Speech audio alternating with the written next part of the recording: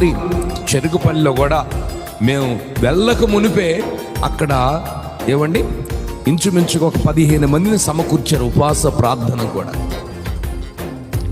మేము వెళ్ళక మునిపే వాళ్ళందరూ వచ్చి కూర్చున్నారు. అక్కడ చిన్న గది అది, వాళ్ళందరూ కూర్చున్నారు. ఎందుకు? సేవకులు చెప్పే మాటలు విని ఇక్కడికి వచ్చి మేలు పొంది సాక్ష్యం చెప్పిన దాన్ని బట్టి వాళ్ళందరూ కూర్చొని చక్కగా శ్రద్ధగా వాక్యం విన్నారు, ప్రార్థనలో స్పెండ్ చేశారు. చక్కగా మరి వాళ్ళ సమస్యల కొరకు ప్రార్థన చేయించుకొని క్షేమంగా వెళ్ళారండి.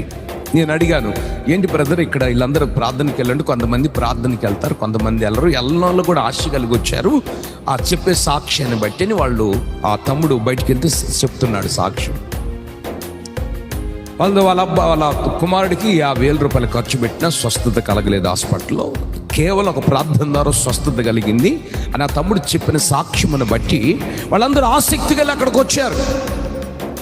ఇక్కడ కూడా మనం చూస్తే గమనించండి, వీళ్ళందరూ కూడా ఆసక్తితో పేతురు చెప్తున్న వాక్యాన్ని చాలా జాగ్రత్తగా వింటున్నారు, సాక్ష్యాన్ని కూడా చాలా శ్రద్ధగా వింటున్నారు. ఆమేన్.